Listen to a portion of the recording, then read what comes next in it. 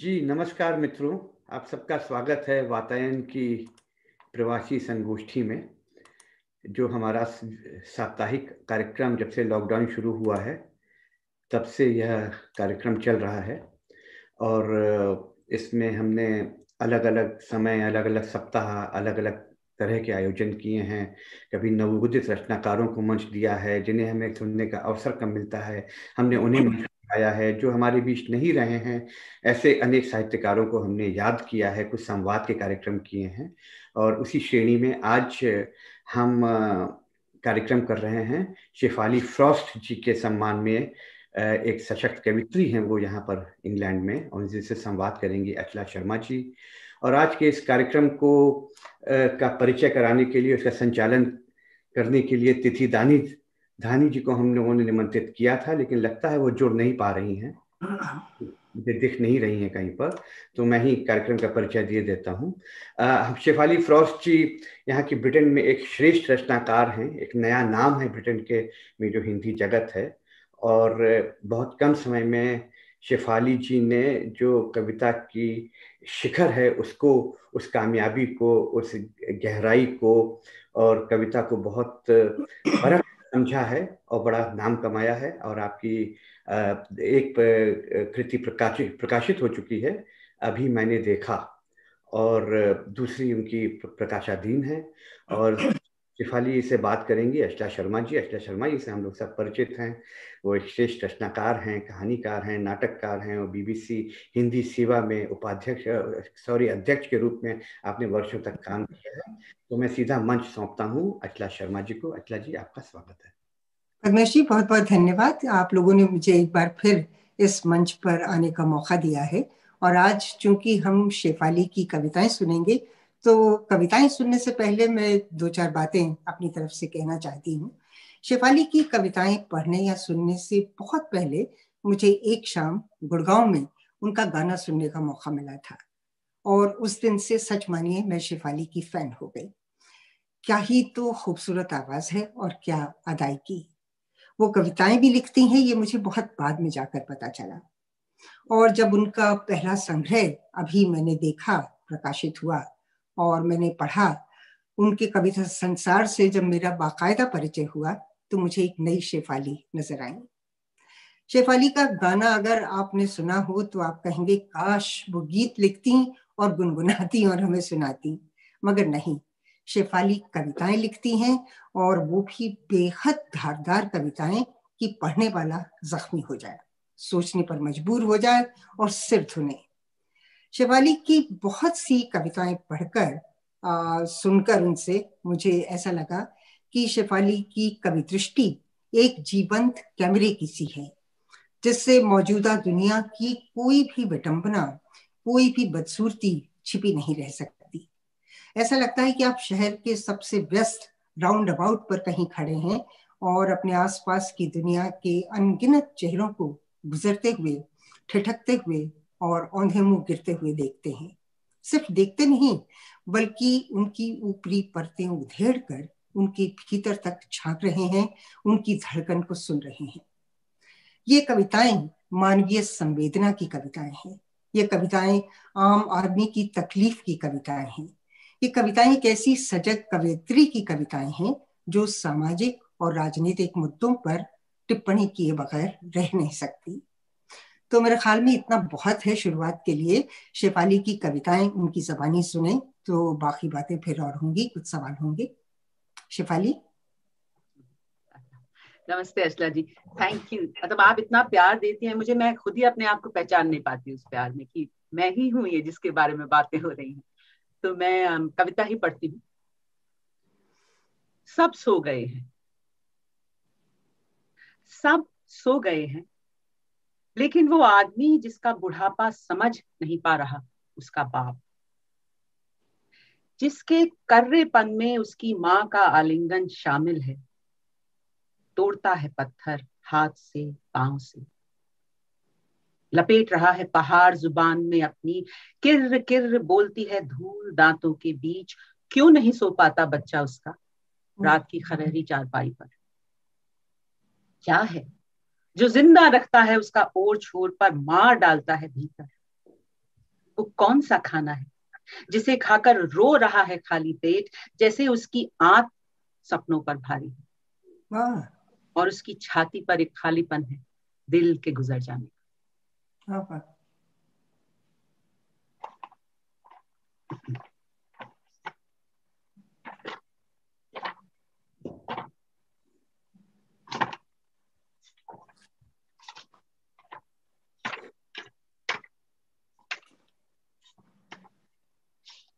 लफाड़िया चांद, ये मुझे बेहद पसंद है। आपको पहले बोलना था वरना मैं नहीं पढ़ती। लफाड़िया चांद, थके पानी के बुलबुले दुत्कारते हैं उसे, जो दूसरों की संधि में बोझ। एक सेकंड, ये लाइट में देख लूं।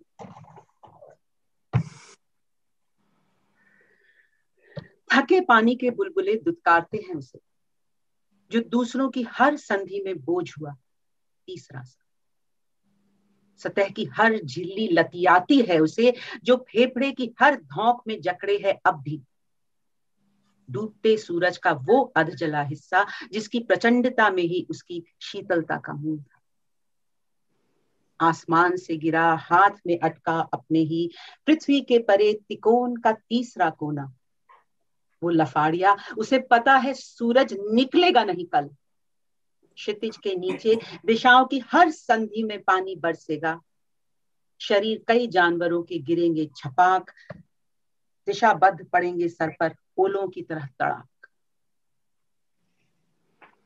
बरसता रहेगा पानी, डूबता, संभलता, खुलता, बंद होता, जैसे आदि सिर्फ एक फेफड़ा हो सांस की भंवर में अटका, और अंत उस फेफड़े में गोते लगाता, डूबता, संभलता, खुलता, बंद होता, वही जिद्दी लफाड़िया चांद। उसे पता है तिकोन के एक कोने में अधमरी धरा मरते हुए सूरज से मांगेगी आग उस ही की तरह कल। उसे पता है वो मरेगा नहीं कल। हर संधि एक भंवर है कल, अपने हाथों में पकड़े शून्य में विलीन, आदि फिर आदि, अंत फिर आदि।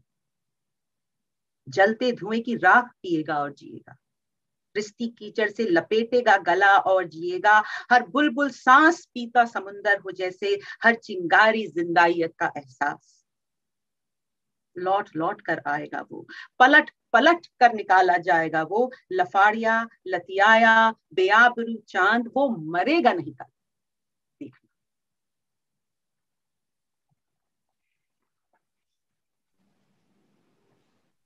अभी एक लंबी कविता है। अच्छा, पहले मैं ये पढ़ती हूँ। ओ बिरसा मेरे, गुड़गांव से चलकाड़ उतर रही हूं मैं सभ्यता की पंखुड़ी से। गढ़ी जा रही है जंगलों में चलकाड़ के तुम्हारी व्यथा की लता। मेरे आसपास खड़ी है वही पुरानी भात चबाती दिक्कुओं की औलाद, दिखा रही है दांत एक दूसरे को। मैं आंख देखती हूँ तुम्हारी, मैं हंस नहीं पाती। उधेड़ कर बैठी हूँ छातियों की किनारी, घुटनों की खाल फाड़ दी थी सुबह चलने से पहले इस दिशा में। नहीं आऊंगी आदतों तक बंधी तुम तक, नहीं आऊंगी आदतों में बंधी तुम तक। अब डरती हूँ स्पष्टता से अपनी, खुल गई है इतनी कि हर दांत समेट ले मसूड़े में अपने। क्या करूं, बांध लेती हूँ आंचल गले के ओर छोर, तुम बांसुरी निकाल लेते हो अपनी। सरकाती हूँ धीरे से मुंह अपना, आंखों में तुम्हारी। दांत मिलते हैं मुझसे फिर वही, खुलते हैं दांत मेरे भी। बंद छंदों में उतार लेती हूँ उनका लज्जित आतंक। अब डर नहीं कि हंसूंगी तो खो जाऊंगी, रह जाएगी एक खाली जगह मेरे होठों के आसपास। तुम चलाते हो नाखून शब्दों पर मेरे, कट जाते हैं गाल मेरे तुम्हारे खुरदुरे मैल से। मैं उस खून को समेटती हूँ गले में अपने, उठाती हूँ तान जैसे कीचड़ में कमल। सधे हुए मंजीरे देने लगते हैं तान। चबा चबा कर थूक देता है तुम्हारा आक्रोश उनका प्रेम। मैं तुम्हारी, सिर्फ तुम्हारी होना चाहती हूँ। तुम घूमते हो डुम्बारी के पहाड़ों में अर्धनग्न, वो देखो औलादे तुम्हारी उतर रही है हवाई जहाज से दिक्कुओं के साथ। सहेज रही हैं बॉक्साइट की खदानें और तुम्हारा मौन। खड़े हैं अवरुद्ध तुम्हारे काले उद्गार, भागते नहीं उस सफेद राख से जो लपेट रही है मेरा मुंह, जो बेची जाएगी तुम्हें ही वापस। मैं उतनी ही काली हो जाना चाहती हूँ जितना कि तुम। कोयले के पहाड़ दबा रहे हैं मेरे आंचल की उठान, जानती हूँ उग रहे हैं दांत मेरे आसपास। रगड़ रहे हैं मसूड़े मेरा अंग प्रत्यंग, मैं उतना ही रोना चाहती हूँ जितना कि तुम देखते हो मुझे। मैं आंखें डालती हूँ आंखों में तुम्हारी और रो नहीं पाती। बहुत खूब, बहुत खूब। अब एक लंबी कविता। क्या ये कविता अभी मैंने देखा कि आपकी पहली कविता है, क्योंकि ये एक दरवाजा है, जैसे पोर्टल कहते हैं ना बाकी कविताओं का। क्या ये चौराहे पर सिटपिटाई हुई औरत हरे कंटोक में संभाले दूध मुहा बच्चा, हार सकती है अपने 5 पति लाल बत्ती के जुए में? उतार सकती है गले में बंधा रज्जगों का तमगा, बढ़कर आगे उलट सकती है अमरूद वाले का ठेला। 2 रुपए में 1-2 वरना शोर मचाऊंगी। तुम लुटेरे हो, छीन रहे हो बच्चे से मेरे पेड़ पर झूलने का हक और टहनी पर लटक जाने का हक जो सिर्फ मेरा है। क्या तोड़ सकता है रोडवेज की नीली बस का ड्राइवर राम गुलाम, चढ़ा के पहिया सूर्या प्रॉपर्टीज की खाली पड़ी 10 मंजिला इमारत, जहां घुप अंधेरे में चांद की अर्थी दे रही है कंधा उन 5 परिवारों को जो जकड़ कर बाजुओं में एक दूसरे फिर तीसरे को मर गए शहर की सर्दी में। उन्हें और कोई घर नहीं मिला। पैब इंडिया की सुनहरी किनारी निगल रही है उस लड़की का दुपट्टा जो बीच ट्रैफिक में खड़ी है मेरे लिए, कटोरा भर कड़वे तेल से भरे मीठे उलाने के साथ। अठन्नी डाल रही हो, ये है तुम्हारा शनि का दान। 10 रुपए में 5 बेच रहा है बॉल पेन नारियल और रुमाल, खटखटा कर बंद गाड़ियों के शीशे बाजू से नाक पोंछने वाला अधनंगा लड़का।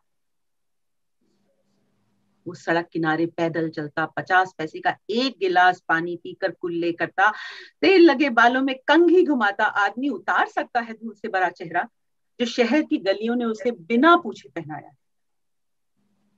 उड़ सकता है क्या राजीव चौक पर चीर कर मेट्रो की छत, पीली लाइन की भीड़ में अटका वो मॉल में टाइल पोंछने वाला लड़का जिसने आज लड़की देखी नवेली, जो हवाई जहाज में बैठकर जा रही है सिंगापुर सधे हुए माँ बाप के साथ, जहां वो ढांक देगी उबासियों से अपनी Eiffel tower, statue of liberty, leaning tower of Pisa और वो जितनी भी इमारतें जिन्हें देखा है उस लड़के ने कोनी ट्रैवल के पर्चे में पहले फ्लोर के एस्केलेटर से निकलते ही बास्किन रॉबिन के बाजू वाले बाथरूम के पास।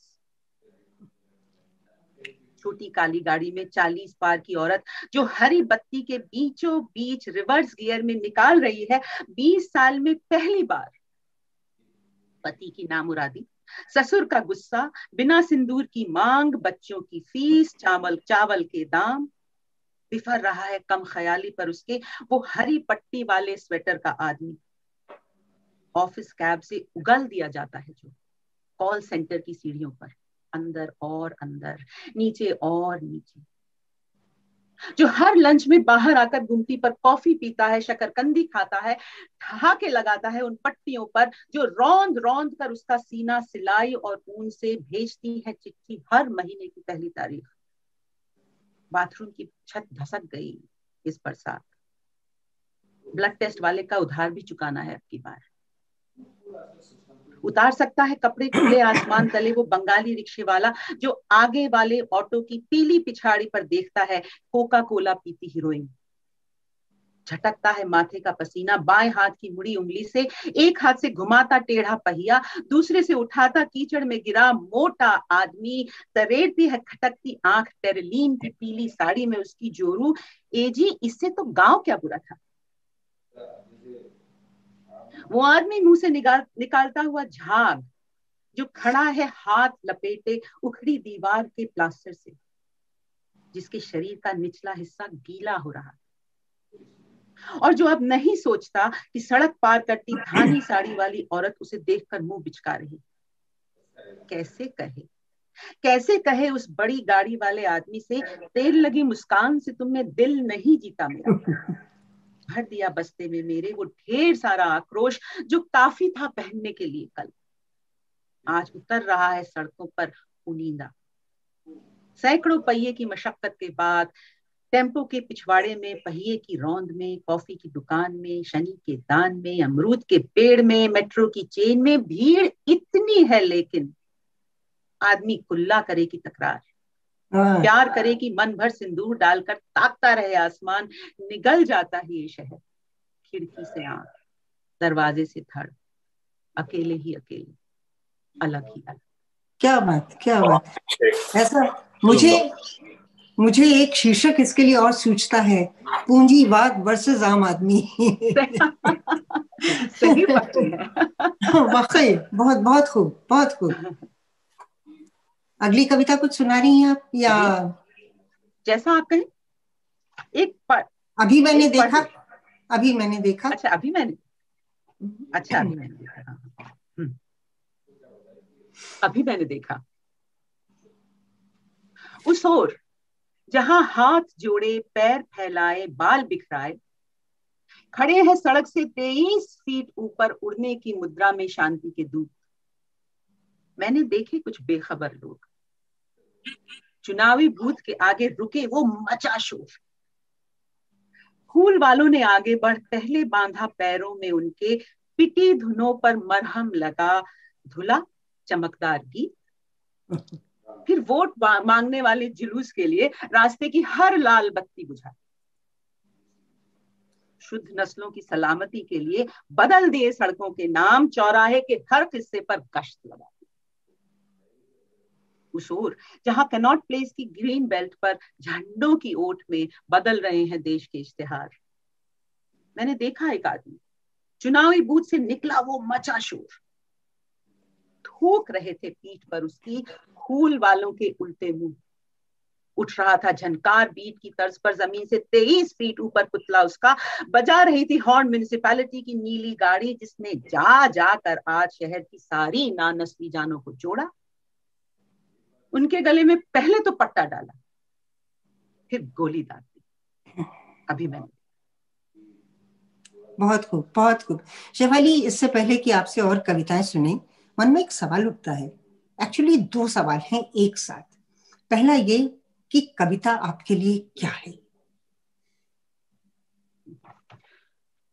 एक्चुअली तो इतना बड़ा सवाल है, बिना बहुत ज्यादा समझदार साउंड किए मैं इसका जवाब कैसे दूं?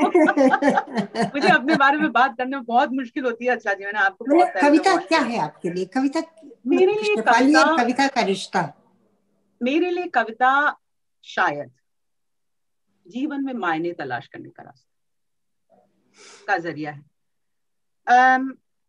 क्योंकि मुझे लगता है कि अगर जाती तौर पर मैं अपनी बात करूं, मैं अगर लिख नहीं रही होती तो मैं बीमार जैसी हो जाती हूँ, मैं परेशान हो जाती हूँ। तो लेकिन मुझे लगता है कि हमारे जीवन में इतना कुछ हो रहा है, हमारे आसपास इतना कुछ हो रहा है जिसके मायने शायद हमें कभी भी पता नहीं चले, लेकिन एक कवि सारी जिंदगी हर इंसान की तरीके से सोचता है कुछ ना कुछ तो मायने हैं, और वो ढूंढना, वो खोज कविता हो जाती है। वो खोज कविता। पर दूसरा इसी से जुड़ा सवाल है कि शेफाली फ्रॉस्ट को गुस्सा क्यों आता है? ये जितनी कविताएं मैंने अभी सुनी, और खास तौर पे आखिर की 2 कविताएं, गुस्सा क्यों आता है? अर्चना जी, अगर मूल बहुत सारी चीजों पे गुस्सा आता है इंसान को, लेकिन जो मूल रूप से जो मुझे जिस बात पे गुस्सा आता है, शायद जिसको आप इंगित भी कर रही हैं, मुझे पावर के इम्बैलेंस से बहुत गुस्सा। मुझे वो ताकतवर जो कि एक ताकतवर जो कि अपने झूठ से एक कमजोर के सच को झुटला देता है, उससे मुझे बहुत गुस्सा आता है। और मैं उस हेल्पलेसनेस को फील करती हूँ। मैं शायद जब वो मेरे साथ अगर जाती तौर पे हो तो मैं उसको हेल्पलेसनेस को फील करती हूँ। अगर किसी के साथ हो तो मैं इस बात में बिल्कुल भी, मुझे इस बात की अना नहीं है कि मैं किसी दूसरे का दुख लिख सकती हूँ, क्योंकि मैं नहीं लिख सकती। किसी दूसरे का दुख हम सिर्फ हल्का सा स्पर्श करके थोड़ा सा देख सकते हैं, उसके अंदर जाके वो क्या फील कर रहा है वो हम कब, तो मैं ये कह ही नहीं सकती कि मेरी कविता जो है अक्कासी करती है किसी दूसरे के दुख की या समाज के दुख की, क्योंकि मेरी औकात तो नहीं है, किसी इंसान की औकात तो नहीं है। लेकिन मुझे लगता है कि हम पैदा होते से ही कविता लिखना शुरू कर देते हैं। मुझे लगता है कि हम इतना कुछ जी रहे होते हैं हर पल में, अपने आप में चेंजेस आ रहे होते हैं, आपके आसपास में चेंजेस आ रहे, इतना कुछ हो रहा होता है जिसको हम कॉन्शियसली नहीं देख रहे होते, लेकिन कविता देख रही होती है और वो फिर आप तक आती है और आपका काम होता है उसके रास्ते से हट जाना। पर कहीं शेफाली ऐसा है कि शेफाली एक्टिविस्ट और शेफाली पोएट के बीच में कोई, उनके बीच में भी कोई गहन रिश्ता है, या जब शेफाली पोएट हो जाती हैं तो जाहिर है एक्टिविज्म पीछे रह जाता है, क्योंकि गुस्सा मुझे आपको लगता है वहां कि भी आता मैंने है। ना जिंदगी में बहुत कम कमाया है और समझ और साख तो शायद बहुत कम कमाई, लेकिन एक कमाई मैंने जरूर की है कि मैंने सोचा बहुत है और अपने आप को अपने रचना प्रक्रिया में, अपनी क्रिएटिविटी में कहाँ पर हूँ, वो कॉन्स्टेंटली जो चेंजिंग स्पेस है उसको भी मैंने सोचने की बहुत कोशिश करती हूँ। मेरा जो गाना है, मेरी जो कविता लिखना है, मेरा जो जिसे आप एक्टिविज्म कहती है, मतलब मैं सचमुच में क्या सीरियसली, वहां बहुत बड़े बड़े लोग हैं जो लड़ रहे हैं, मैं सिर्फ ऑब्जर्व शायद कर रही हूँ और कभी कभी बीच में आवाज मिला रही हूँ। मैं और ज्यादा करना चाहती हूँ क्योंकि मुझे लगता नहीं है कि मैं अभी उस स्टेट ऑफ बीइंग में पहुंची हूँ जहां मैं ये कह पाऊँ कि हाँ भाई मैं कुछ बहुत चेंजिंग काम कर रही हूँ। अभी तक तो खैर मुझे नहीं लगता, लेकिन मुझे ये लगता है कि वो सारी चीजें मुझ में खैर एक ही इंसान है, वो इंसान जो बार बार बदलता है, बार बार अपने आप को ढूंढता है और बार बार नया जरूर पाता है, लेकिन वो जो एक्टिविस्ट है, जो म्यूजिशियन है, जो कवि है, वो सब एक सड़क की काफी सारी पगडंडियां ऊपर मिल जाते जाते जाते फिर एक समय मिल जाते हैं, फिर जाते जाते जाते फिर एक समय मिल जाते हैं, लेकिन वो रास्ते भर मायना सब एक साथ ही तलाशते हैं और उसे एक जगह जाके मिल जाते हैं, वो शायद मैं हो जाती हूँ। अच्छा, एक एक सवाल और इससे पहले कि हम कविताओं की तरफ फिर बढ़े, वो ये कि एक रिएक्शन पैदा हुई, एक प्रतिक्रिया पैदा हुई, आपने कोई अन्याय होते हुए देखा, ताव आया बहुत। मैंने जितनी भी कविताएं पढ़ी हैं मुझे ऐसा नहीं लगा कि यूं कुछ हुआ, या पानी में जैसे एक बुलबुला उठा, किसी ने कंकर फेंका, एक बुलबुला उठा, या बहुत घने बादल छाए हैं, अचानक उन्हें चीर कर धूप की एक किरण निकली और कविता हो गई। ऐसा नहीं है आपकी कविताओं के साथ। मैंने जितनी कविताएं पढ़ी हैं ऐसा लगता है कि बहुत लंबी यात्रा तय करके आई हैं कविताएं। वो यात्रा क्या है आपके लिए? यानी कविता, इसको आसान शब्दों में यूं भी मैं सीधे पूछ सकती थी कि कविता लिखने की प्रक्रिया क्या है, उसका प्रोसेस क्या है, उसकी पूरी यात्रा क्या रहती है? अच्छा जी, आपको मेरी कविता में सफर शायद इसलिए दिखता है क्योंकि वो जिंदगी में ही शायद कोई ऐसा, वो जो कवि या जो कहानी लिखने वाले अपनी कहानी को जस्टिफाई करने के लिए एंड में सडनली एक किरण एंड की दिखा देते हैं, मुझे वो सर्कुलरिटी और रीचिंग एन एंड बहुत ही गलत, बिकॉज जिंदगी में ऐसा नहीं, कभी होता नहीं। हाँ, उसकी बात नहीं कर रही। हाँ, मैं सिर्फ आपकी रचना प्रक्रिया की बात कर रही हूँ, तो हाँ, उस तो एक्चुअली राइटिंग मुझे ये प्रोसेस व्यू की में बात कर रही हूँ कि कब एक आइडिया, कब एक अनुभूति, कब एक विचार, कब वो एक कविता में परिवर्तित होता है। मुझे लगता है कि जब मैं किसी चीज को जी रही होती हूँ, किसी शय को, किसी घटना को जी रही होती हूँ, तो शायद मेरे अंदर बहुत सारे तरीके से वो जी जा रही होती, जिसकी कॉन्शियसनेस शायद मुझे एज शेफाली नहीं होती। तो इसीलिए मैं ये नहीं कहती कि मैं कवि हूँ, बिकॉज कविता आती है आपके पास और वो एक प्रोसेस होता है जिसमें आप अपने आप को ढालते हैं। It is very interesting you ask me this question, because as an activist मैं बहुत जगह घूमती हूँ, बस्ता उठाया चल दिए और जगह जगह घूमे, और लोग मुझसे पूछते हैं, क्योंकि बहुत जगह जाने के लिए आपको दूसरे एनजीओ का सहारा लेना पड़ता है, जैसे कि अगर आप किसी बहुत रिमोट एरिया में गए या किसी ऐसे एरिया में गए जो कि सेंसिटिव है पोलिटिकली, तो लोग मुझसे पूछते हैं आप क्या यहाँ फिल्म बनाने के लिए आई हैं? मैं कहती हूँ नहीं। आप क्या यहाँ कहानी लिखने के लिए आई हैं? मैं कहती हूँ नहीं। फिर उनका क्वेश्चन होता है अच्छा तो क्या आप ऑब्जर्व करने के लिए आई हैं? मैं कहती हूँ नहीं, क्योंकि सीरियसली आप जो जिंदगी से जी रहे हैं उसे क्या मैं 10 दिन में आके ऑब्जर्व कर सकती हूँ? मैं ये क्लेम कर सकती हूँ हाँ भाई मैंने तो देख लिया यहाँ पर क्या हो रहा है, अब मैं एक्सपर्ट हो गई, मैं अब इसके बारे में बोल सकती हूँ, है ना? तो वो आप किसी एक्सपर्टीज से कविता नहीं लिखते हैं। कविता आप तक आती है, कविता आपसे बहुत बड़ी हो जाती है, क्योंकि कविता ने वो सब देखा होता है जो शायद आपकी नजर से और छोर में निकल जाता है, जो आप नहीं देखते। बहुत अच्छी बात कही। तो वो कविता आपसे बड़ी होती है। इसीलिए आपका काम, दो काम, और बहुत ही तलवार की धार टाइप चीज होती है ये, कि आपका पहला काम तो अव्वल ये है, चाहे मैं गाने में भी यही कहूँ, कि आप रास्ते से निकल जाए। अपना ईगो, और वो ईगो का मतलब सिर्फ ये नहीं होता है कि मैं बहुत बढ़िया इंसान हूँ, ईगो का मतलब ये होता है कि मैं किसी लायक नहीं हूँ, वो भी एक ईगो का ही प्रारूप है। आप उसके रास्ते से निकलना पड़ता है, जो बहुत मुश्किल होता है, क्योंकि हमारे दिमाग में हमारी जो एजुकेशनल सिस्टम उसने भरा हुआ है, अच्छा काम करो, सही काम करो, चीजों को कंट्रोल करो। अनकंट्रोल्ड वे में कविता आपके पास आती है, आप उसके रास्ते से हटते हैं, आप उसको रिकॉर्ड करते हैं, उसके बाद आप एडिटिंग करते हैं। लेकिन वो एडिटिंग का प्रोसेस भी आपका अपना नहीं होता है, बिकॉज हर लाइन के साथ, हर शब्द के साथ जब आप काम कर रहे होते हैं, तो क्या क्या शब्द और क्या क्या सिनेरियोज आपके सामने आते हैं, जो आपको लगता है ये कब आया मेरे सामने, ये मैंने कब देखा। इनफैक्ट लोगों को एक बहुत गलत फहमी होती है कि कवि अपनी कविता, जितनी भी किताब, हर एक कहानी उसकी अपनी होती है, जैसे कि कविता एक आत्मकथा है। ऐसा नहीं होता।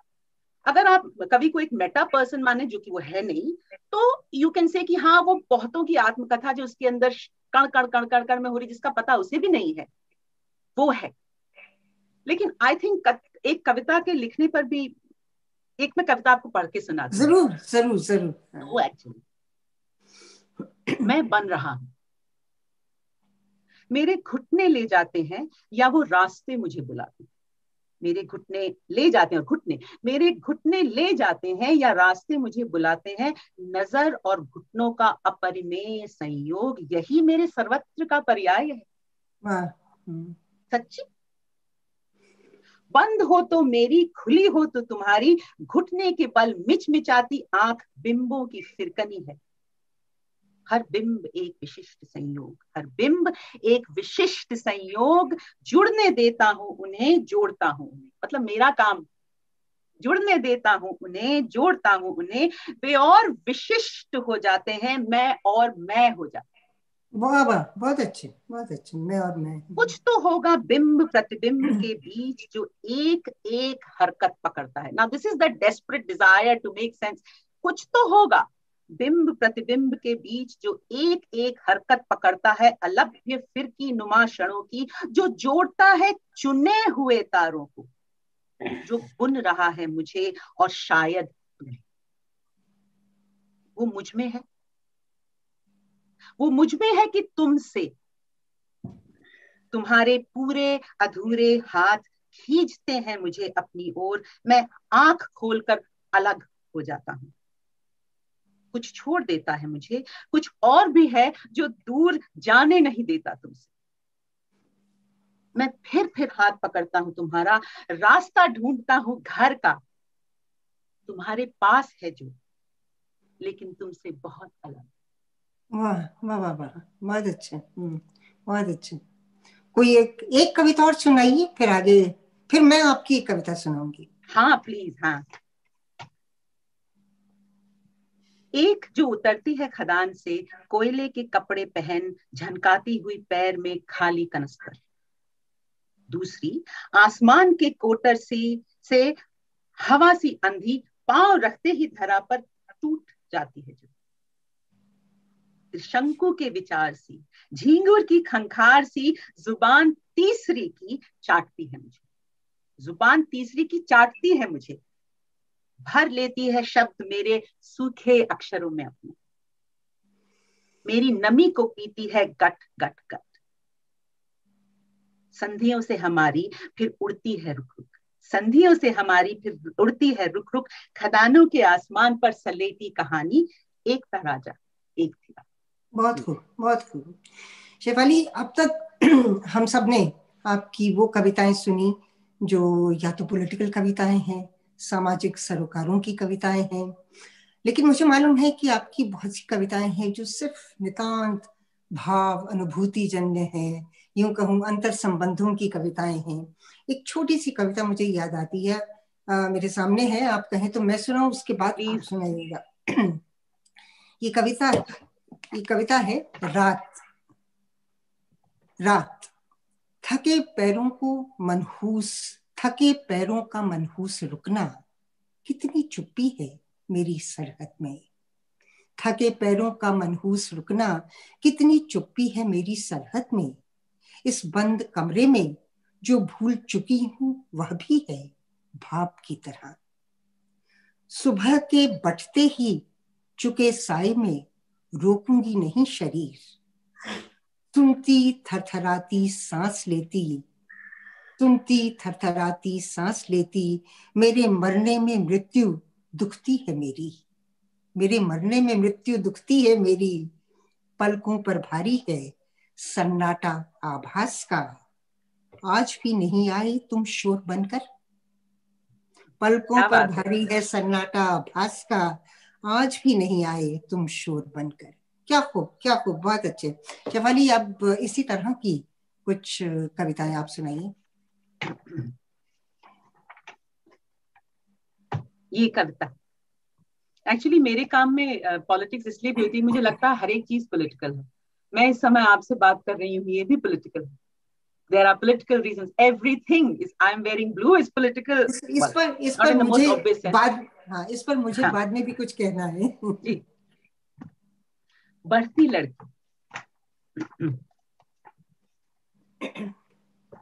ये भी, हाँ, बढ़ती लड़की।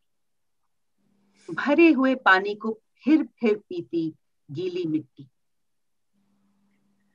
अपनी कौंध में फुकी अपनी ही रोशनी में बुझी, खुली जुबान बंद शब्द किटकिटाते दांत लिए, फूलती फटती फिर बनती बड़ी होती बच्ची।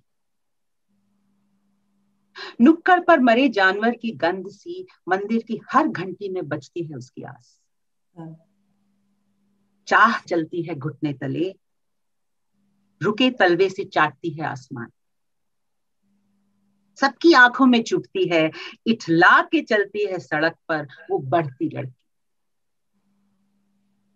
अंधेरे का रास्ता रोकता कीचड़, बची खुची बदनाम रोशनी धुएं की खाक सी। आंखों को चबाती है बंजर माँ के छाती की मूंग। आंखों को चबाती है बंजर माँ की आंखों की छाती की मूंग। थके बाप की डरी पसलियां पूरी तरह बिखेर चुकी अपना लोच, भौंकते चौराहों की नजर बचा सड़कों पर सर धुलती है। छज्जे ही छज्जे हैं इस शहर में हर उबलती खिड़की के नीचे। निर्जल बाढ़ में फूले हुए जिन्न, एक हाथ में पकड़े परछाई एक में आसमान, जमते हैं बहते हैं, जम जम कर बहते हैं। मरने वाली मांसपेशी के अधकच्चे खोखल पर रुक रुक कर चढ़ती है परवान उस घर की अकेली जिंदा आवाज। अपनी भागती हथेली को पत्ती भर टहनी वाले पेड़ तले देह भर सूंघती है अनायास वो बड़ी लड़की। भौचक्की सी किसी चाह को जैसे अनचाहे में कोई सपना मिले। छोटी सी नाक और 10 उंगलियों वाला अधपक्का सा अकेला। बहुत खूब, बहुत खूब, बस मत कीजिए। एक और, फिर मैं आपकी कविता सुनाऊंगी। अच्छा, ये कविता फ्रांचेस्का को बहुत पसंद है, फ्रांचेस्का ओर्सिनी को। आई डोंट नो वो है कि नहीं। एक्चुअली मेरी जिंदगी में एक बहुत बड़ी इंपॉर्टेंट चीज है। मेरी जिंदगी में मुझे बहुत कम कमाया, लेकिन दोस्त मेरी जिंदगी में बहुत है और रास्ता दिखाने वाले और प्यार करने वाले। तो फ्रांचेस्का ओर्सिनी हुई या आप हुई, ये जो रास्ता दिखाते हैं और मुझे बताते हैं कि हाँ शेफाली, मुझे तो पहले ये भी नहीं पता था कि मैं जो लिख रही हूँ वो कविता है। तो वो जो मनोबल जो मेरा बढ़ाते हैं वो बहुत इंपॉर्टेंट बात है। लो वोल्टेज के मकान। लो वोल्टेज के मकान। आसमान एक लकीर है पीली, चढ़ गई है तलुओं से घुटने की कगार तक। बचा नहीं उजाला खिड़कियों के पास, जो सुलगा दे बाकी की जांग। निकल जाए धधकती हुई वो लो वोल्टेज के मकान से। बचा नहीं उजाला खिड़कियों के पास, जो सुलगा दे बाकी की जांग। निकल जाए धधकती हुई वो लो वोल्टेज के मकान से। कौन उठकर दरवाजा खोले। बैठे हैं बेद की कुर्सियों पर अंधेरे, जी रहे हैं बुझे कमरों में बिना आवाज किए कुछ लोग। कौन उठकर दरवाजा खोले। बैठे हैं बेत की कुर्सियों पर अंधेरे, जी रहे हैं बुझे कमरों में बिना आवाज के कुछ लोग। बहुत खूब, बहुत खूब। शेफाली, मुझे आपकी एक कविता विशेष रूप से पसंद है और उसका शीर्षक है वह आदमी और वह औरत। मैं बाकी लोगों के लिए बता दूं कि कविता एक कहानी भी हो सकती थी, ये एक नाटक भी हो सकती थी, क्योंकि ये एक संवाद कविता है। लेकिन शेफाली ने इन संवादों को कविता में रूपांतरित किया है और इसके 4 चैप्टर हैं, छोटे छोटे 4 चैप्टर मान के चलें आप। तो मैं कविता आपके सामने रखती हूँ। वह आदमी और वह औरत। पहला, तुम क्यों आए, जबरन लाया गया, मुझे क्यों बांध लिया अनचाही जगह। तुम मेरे कान का तूफान और शांति थी, तूफान और शांति। तुम इसलिए रोज कपड़े बदलते थे। हाँ, तुम्हें पता चलता था जब मैं नहीं होता था। तुम्हें पता था मैं तुम्हें समझ नहीं पाई, मैंने तुम्हें छिपा दिया। क्या तुम मुझे भूल गए? नहीं। क्या तुम इंसान बन सके? नहीं। तो क्या मैं आज भी तुम्हें नहीं जानती? नहीं, आज भी नहीं। दूसरा, फिर आ गए तुम, समझ लो खत्म हो गया वो जिसे मैं ताक रहा था। तोड़ दूं तुम्हारी दूरबीन, सब देख लूं तब। सब देख लोगे तो नींद आ जाएगी? नहीं। क्यों? जिसे देखते हो उसे हासिल करना चाहते हो। मैं तुम्हारी मृत्यु देखना चाहता हूं, इसीलिए खिलखिला रहे हो। तुम क्यों रो रही हो? तुम दूरबीन के पार हो। हाँ, मैं तुम्हें प्यार नहीं करता। तुम खरीद सकते हो मुझे, तुम बिकना चाहती हो। तुम मिटाओगे मुझे, तुम्हारी खुशी बेचकर मुझे नींद आ जाएगी। मैं जोर से हंसूंगी, नहीं, तुम मर चुकी होगी। तीसरा हिस्सा है, मैं जा रही हूं, मत जाओ। मुझे रुककर क्या मिलेगा? मेरे टूटे दांत, मेरा ढीला बदन, मेरी मोटी भूख। इसीलिए तुम मुझे बिस्तर से उतरता देखते थे। मैं तुम्हें ढूंढता था, मैं पास ही थी, तुम चुप गई थी। क्यों रोकना चाहते हो मुझे? भयभीत हूं। तो क्या रो पाओगे? मैं कभी नहीं रोता। बिस्तर से तुम्हें झटक कर चली जाऊं तो मर जाओगे? नहीं, सांस लूंगा, फिर पकड़ के खड़ा हो जाऊंगा। किसे? बिस्तर के पास खड़ी तुम्हें। तुम्हें क्या लगता है मैं वापस आऊंगी? क्यों? तुम्हें नहीं लगता तुम आओगी? और इसका आखिरी हिस्सा है, मैं कब से रुकी हूं यहां, मैं कब से रुकी हुई हूं यहां, मैं गुजर रहा हूं यहां से। क्यों मुझे भिगोया तुमने? मैंने देखा तुम निचुड़ गई थी। मैं तो अब भी बह रही हूं। नहीं, तुम नदी के पार हो। सच? क्या मैंने तुम्हें हमेशा के लिए खो दिया? नहीं, तुमने मुझे हासिल कर लिया। यही तुम्हारी मृत्यु है? अकेलेपन से डरती हो तुम? हाँ, तुम रुके रहो। कहाँ? रेत के इस पहाड़ पर। मैं यहां हूं ही नहीं। क्यों? क्या तुम चले गए? नहीं, मैं कभी था ही नहीं। वह आदमी, वह औरत। अजीब बात है शेफाली कि आज इस कविता को, मैंने कहा था ना मैं टिप्पणी करूंगी एक, दोबारा पढ़ते हुए, मैंने बहुत पहले पढ़ी थी जब किताब आई थी, और आज जब इसे दोबारा पढ़ा तो मुझे लगा ये कविता भी राजनीति से परे नहीं है, क्योंकि यहाँ औरत मर्द के रिश्ते में भी पॉलिटिकल अंडरटोन्स निहित हैं और बहुत साफ पढ़े जा सकते हैं। बहरहाल, कविता की बात करें, आपकी नजर में कविता और पाठक का क्या रिश्ता है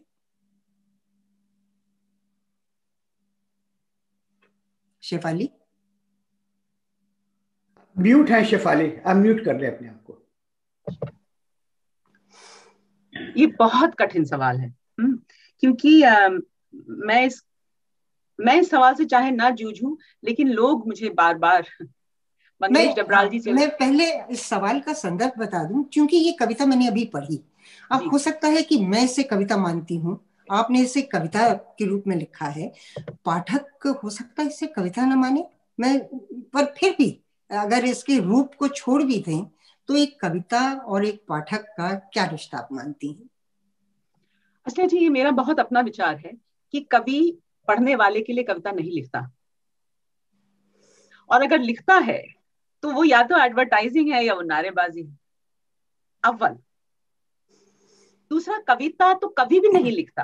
और ये मैं सच मानिए बहुत समय कविता, स्क्रीन प्ले और लिखने के बाद, सुनने पढ़ने के बाद मुझे लगता है कि जो शब्द आप कागज पर उतारते हैं वो वहां तक, मैं कैसे कहूं बिना अपने आप को बहुत समझदार दिखाते हुए, मैं सच कह रही हूं, मुझे लगता है कि कविता आती है कहीं से।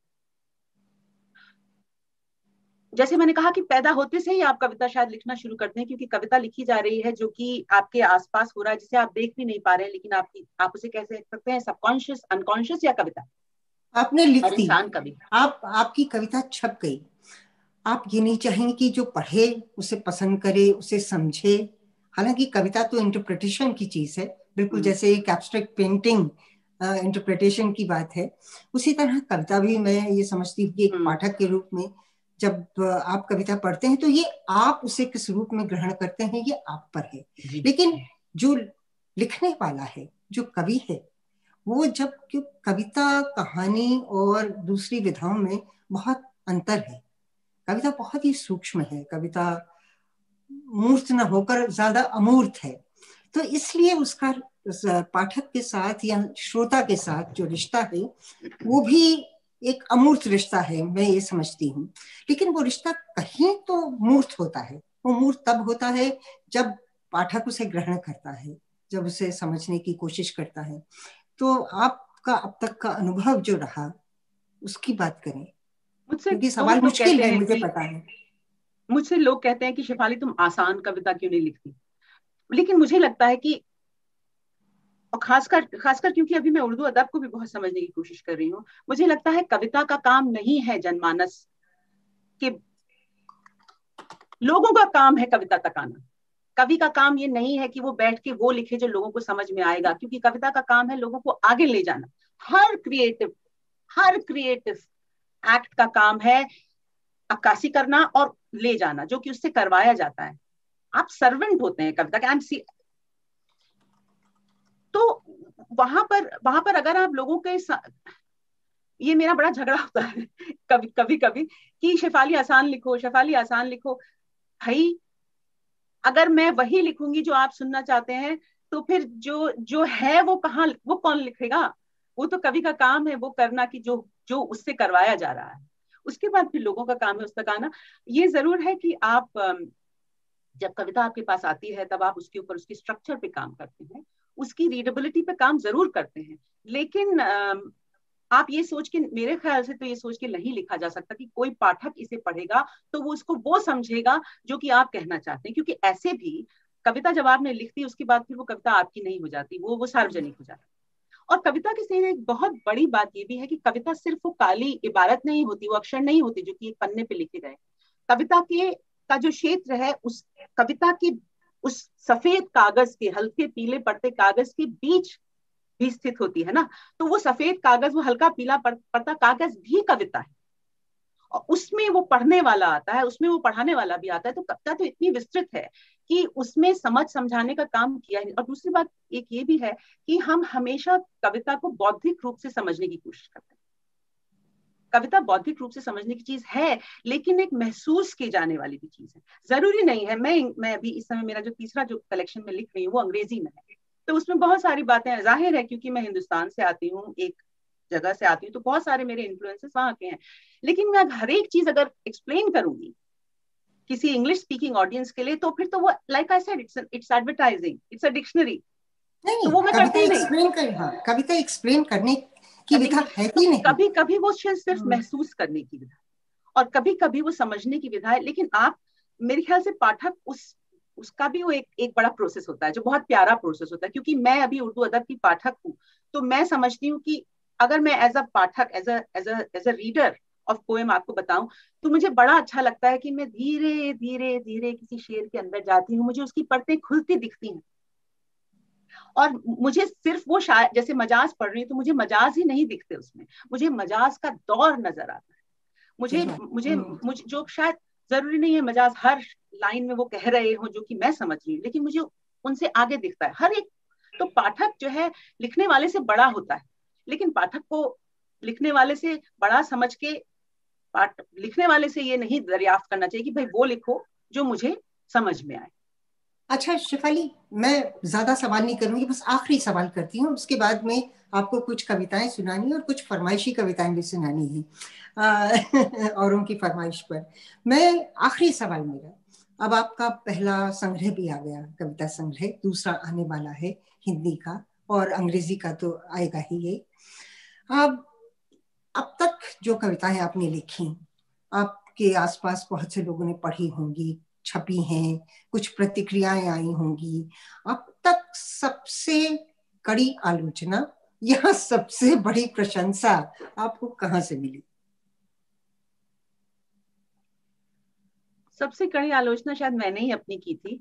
वो ये कि मैं बहुत ज्यादा, मेरा जो पहला संकलन था उसमें मैं अपने ऊपर बहुत सख्त थी। मतलब जरा सा भी शब्द इधर से उधर, किसी को भी कोई भी कॉम्प्रोमाइज उसमें होना नहीं चाहिए। लेकिन अब मुझे धीरे धीरे समझ में आया कि कविता में थोड़ी सी ढिलाई भी देनी होती, तो वो शायद मैंने सीखा है इस प्रोसेस से। एक सेंस ऑफ ईज, जिसे कहते हैं ना कि आपका ईगो भी सीख रहा होता है, वो जो अपने आप को कविता के रास्ते से निकालने की जो समझ होती है वो धीरे धीरे मेरे में और बढ़ती चली जा रही है तो वो है, तो वो मैंने सीखा है कि अपने आप को, और ये बड़ा सतत प्रोसेस होता है अपने आप को रास्ते से निकालना, तो वो मैंने सीखा है।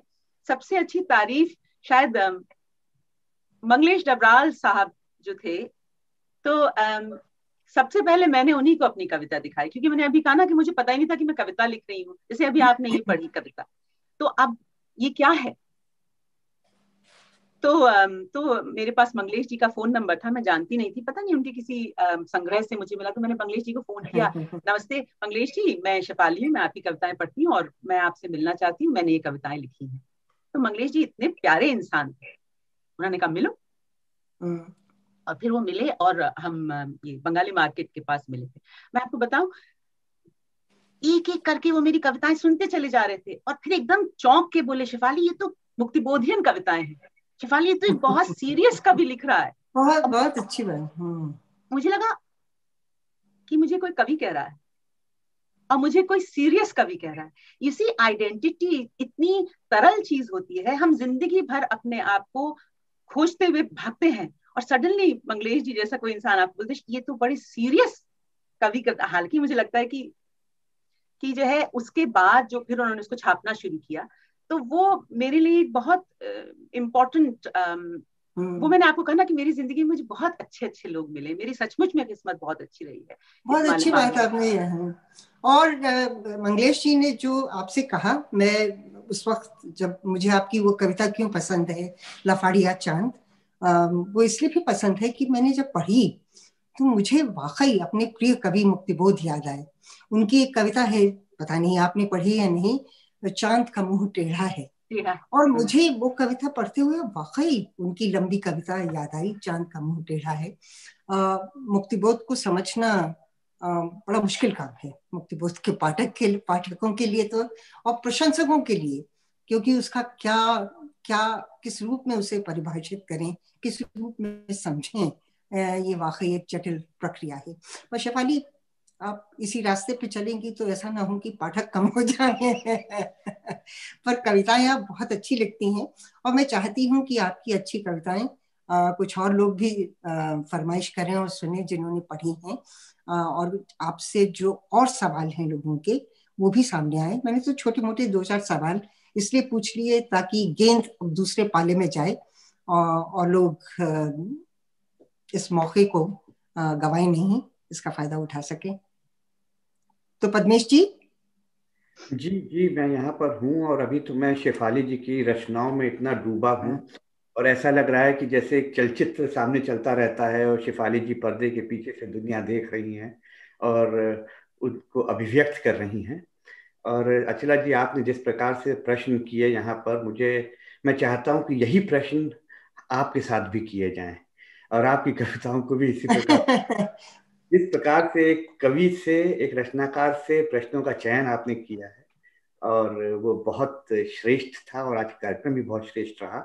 मैं आग्रह करूंगा जो लोग शेफाली जी से रिक्वेस्ट करना चाहते हैं कविताओं की, वे यदि चैट बॉक्स में लिख दें तो ज़्यादा आसानी होगी हमसे शेफाली जी से फरमाइश करने के लिए।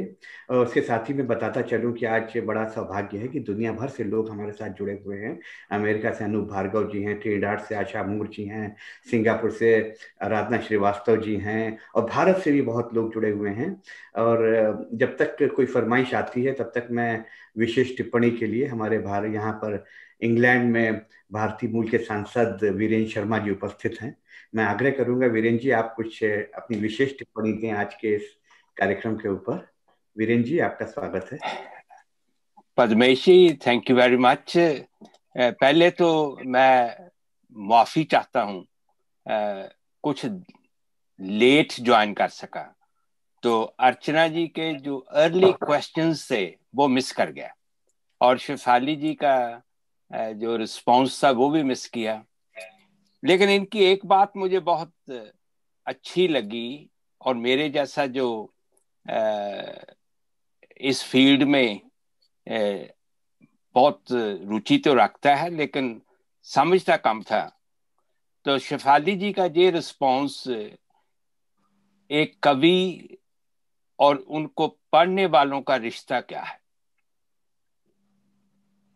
इनकी जो बहुत ही ओपन बात थी कि कवि ने जो उसकी सोच है उसको लिखना है, फिर उसके बाद लोगों ने उसको पढ़ के उसके जो अर्थ हैं उनको समझना है कि कवि क्या कहना चाहता है, कवि का विजन क्या है, और उस विजन को आगे लेकर वो अगर जाएं तो कविता सफल है, कवि भी सफल है। मैं आपको बधाई देता हूं। मैंने एक बात जरूर बताऊं कि अभी आपकी कोई रचना नहीं पढ़ी, क्योंकि जैसे मैंने पहले बोला कि मैं इस फील्ड में जुड़ा तो हूं लेकिन मेरी जो स्टडी है इस सब्जेक्ट में थोड़ी कम है। जब भी कभी पद्मेश जी जैसे आज आपको सुना, अभी मैं जरूर आपकी जो रचनाएं हैं उनको जरूर पढ़ूंगा, जरूर लूंगा भी, तो उससे कुछ आगे समझने की कोशिश भी करूंगा, क्योंकि एक मैं हमेशा यही कहता हूं कि मेरा जुड़ने का मेन सेल्फिश व्यू ये है कि आप लोगों का जो विजन है, जो आपकी सोच है, वो लेकर मेरे जैसे जो पॉलिटिकल एक्टिविस्ट हैं, जो समाज में जो रिफॉर्म चाहते हैं, वहां से आइडिया लेकर आगे चलते हैं। उनका अपना, मेरे जैसों का अपना आइडिया कम होता है, आप जैसे कोई आइडियाज को लेकर हम आगे चलते हैं। उसके लिए भी मैं आपका आभारी हूं और मैं कोशिश करूं कि नेक्स्ट टाइम मैं कभी भी आपके किसी और प्रोग्राम में जब आऊं तो आपकी रचनाओं को पढ़ कर आऊं और उस पर कमेंट करूं।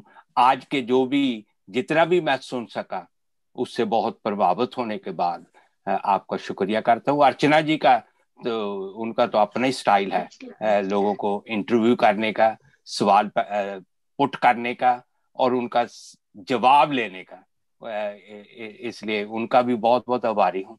पद्मेश जी, आपका हमेशा ही आभारी रहता हूँ कि आप मुझे ऐसे जो राइटर्स हैं उनके साथ जुड़ने का मौका देते हो। बहुत बहुत धन्यवाद।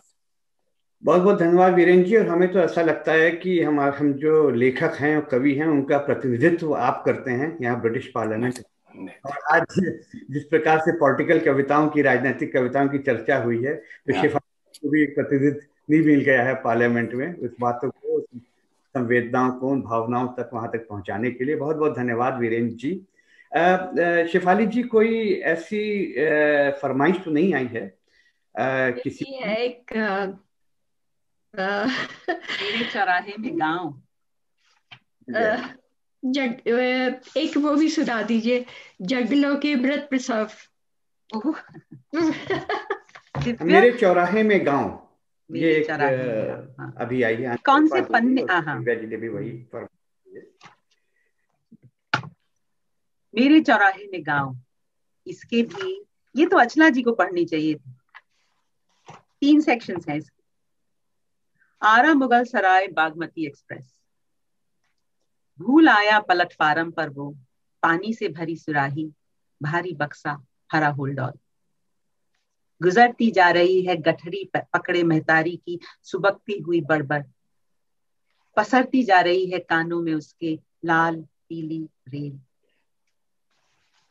छपरा का रिक्शे वाला, आज रात फिर, चढ़ी हुई है पनीली पतीली पर जलती हुई बात, एक गीत का छिलका उतर कर सब्जियों से लगा रहा है आवाज, फफोलों वाले तवे पर दरकती है रोटी, चटकते हुए चिमटे से उड़ रहा है धुआं, सिकुड़ रहा है एल्युमिनियम की परात में सरसों का चमकीला तेल, उतर रहा है सड़क के किनारे अद्धे वाली बोतल का नशा, शहर आने का, गांव का घर बनाने का, फिर लौट जाने का।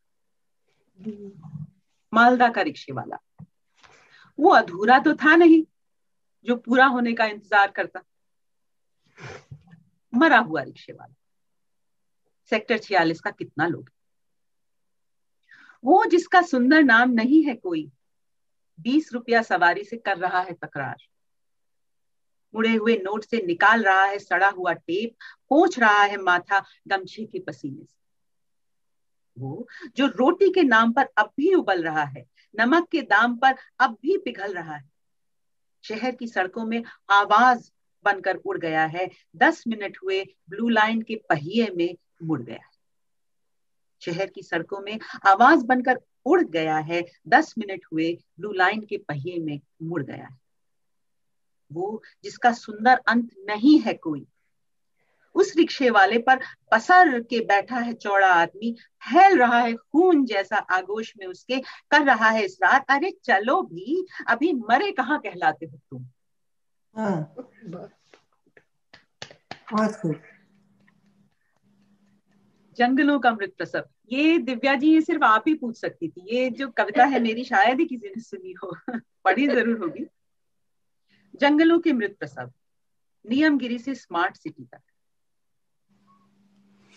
समर्पित है दुधमुहे फूल असफल पृथ्वी पर असंख्य, समर्पित है दुधमुहे फूल असफल पृथ्वी पर असंख्य, गुलगुला रहे हैं निर्दोष जबड़ों में उनके पिची पंखुड़ियों की पीक, जो हुए नहीं पैदा प्रेम पर्व में उन्मुक्त, उखड़ रहे हैं टहनियों से हाथ बनकर, झड़ रहे मेड़ों पर निर्विरोध, जो हुए नहीं पैदा प्रेम पर्व में उन्मुक्त, उखड़ रहे हैं टहनियों से हाथ बनकर, झड़ रहे हैं मेड़ों पर निर्विरोध, सहेजती हैं क्यारियां जंगलों के मृत प्रसव, नवा रहे हैं शीश मिट्टी के कटे पेट पर, चिड़िया की चोंच, कीड़े का मौन, पानी की अनुपस्थित बूंद,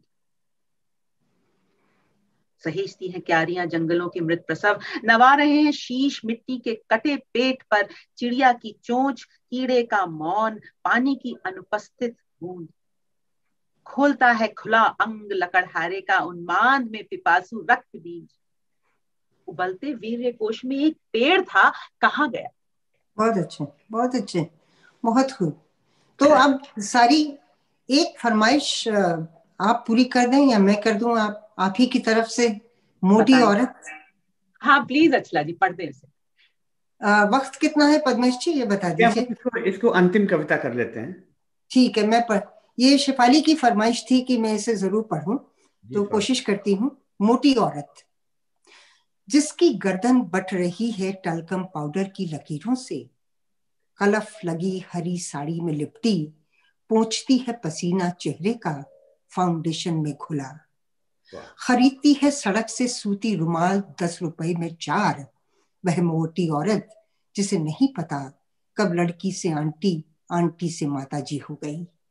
रिक्शे वाला भी पूछता है आंख भर कर जिससे, भार होगा तो दाम बड़ा लगेगा ना माई।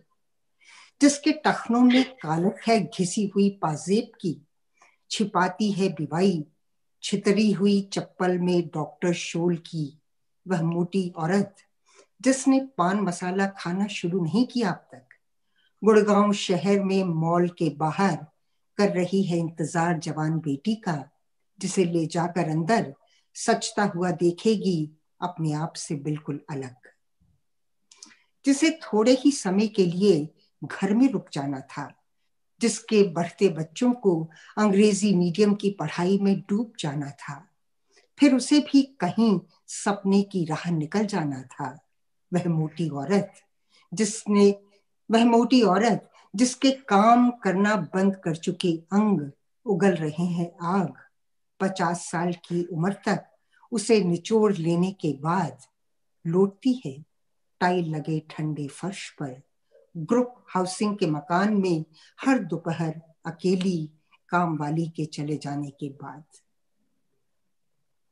जिसकी मांग के 2 पार उभर रही हैं लकीरें, सफेद रंग की सपाट पोत लेती है रंग हर नए पन पर अपने काला और खुशबूदार, वह मोटी औरत जो चिपचिपी कंघी से काटती है बाल, सजती है चाय की प्याली में गरम पोहे के साथ, उसके साथ टीवी देखता है 33 साल पुराना दफ्तर से लौटा अफसर नुमा अजनबी हर शाम।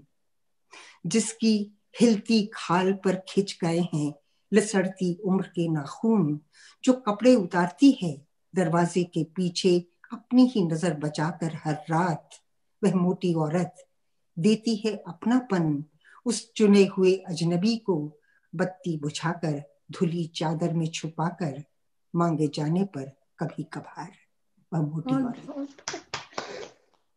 बहुत बहुत मैंने कहा था कि बहुत धारदार कविताएं हैं।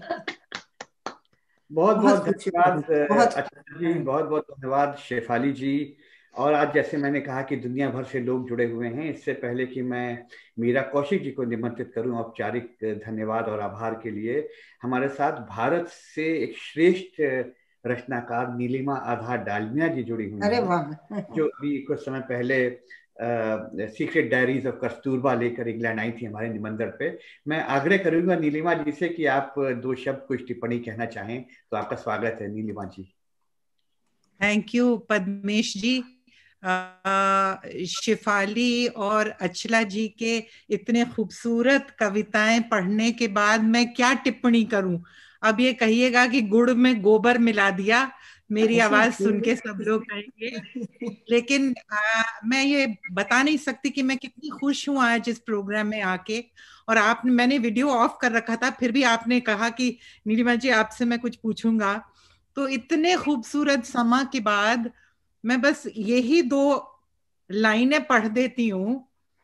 शिफाली, आपके लिए आई विश कि मैं भी ऐसी कविता कोई आपके लिए लिख पाती। और अचला जी, आपकी तो आवाज की जो मिठास है, दोनों आपके लिए ये है, आप दोनों के लिए, कि आपकी आंखों में कुछ महके हुए से राज हैं, आपकी आंखों में कुछ महके हुए से राज हैं, आपसे भी खूबसूरत आपके अंदाज हैं। बहुत बहुत बहुत शुक्रिया। बहुत शुक्रिया। पर मुझे थोड़ा सा अगर वक्त देंगे पद्मेश जी, तो कोशिश करूंगी कि मैं शिफाली के लिए खूबसूरत सी एक कुछ कविता लिख सकूं, क्योंकि शिफाली, आप केवल शायरा नहीं हैं, आप खुद शायरी हैं।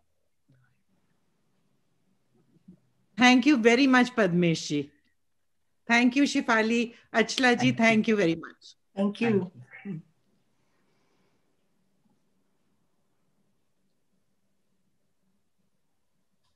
शेफाली, कुछ गुनगुनाओगी आज?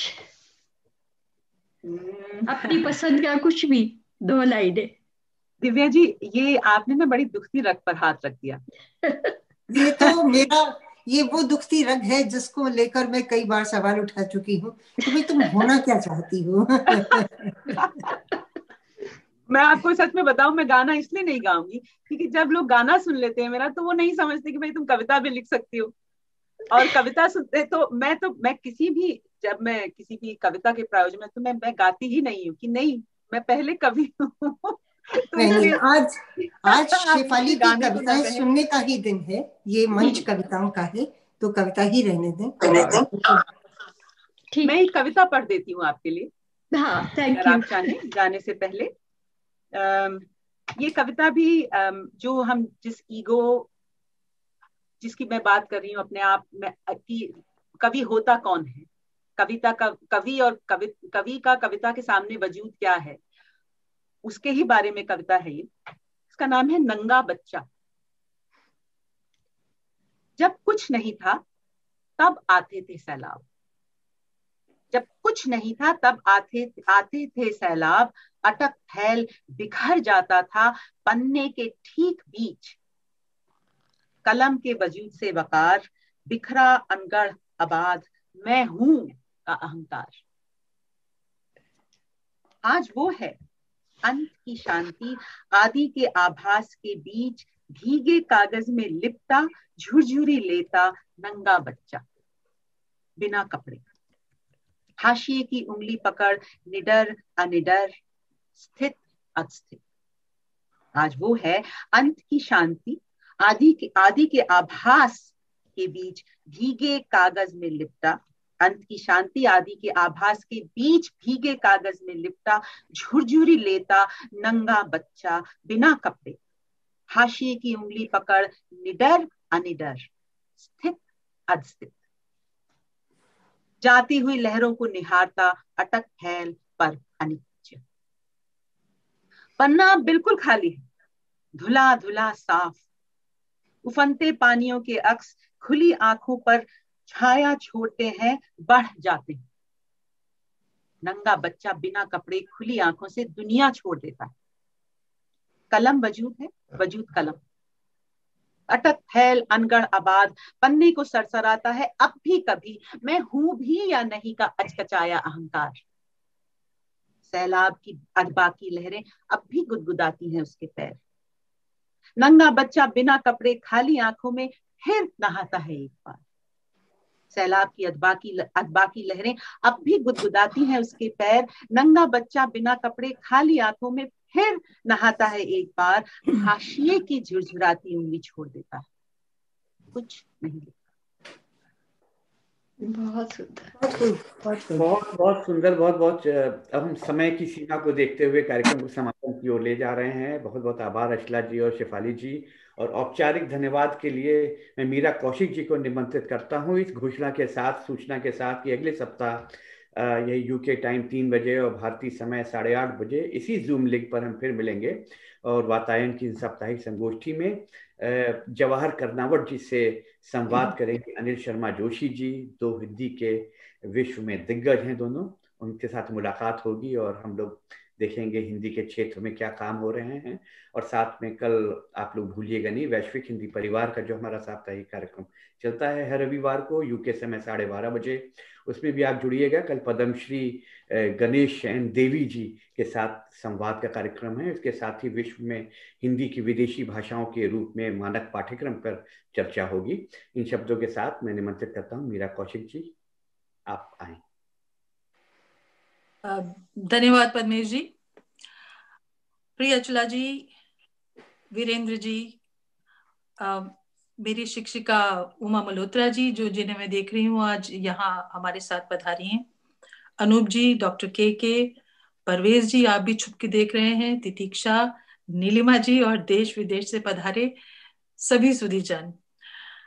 आज सिर्फ शेफाली की कविताएं सुनी और सुनती ही रह गई।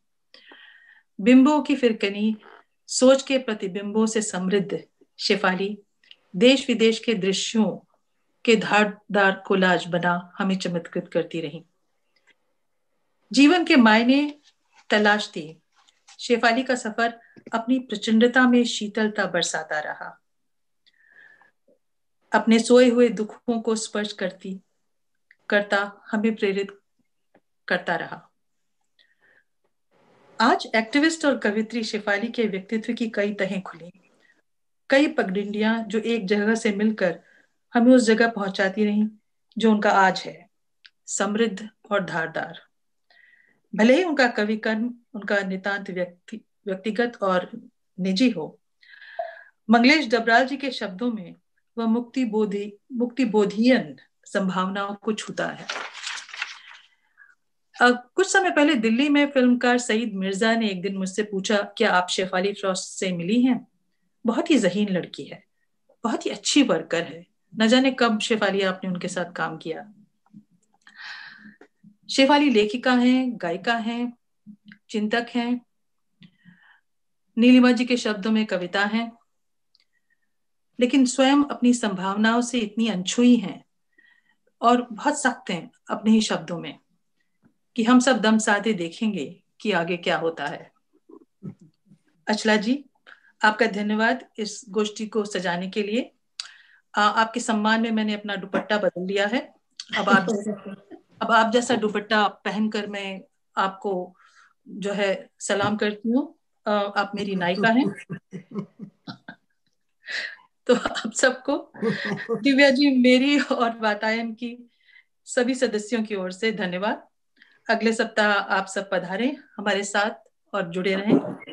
पद्मेश जी, आपका भी धन्यवाद और आपका प्रताप बना रहे इस धन्यवाद के साथ।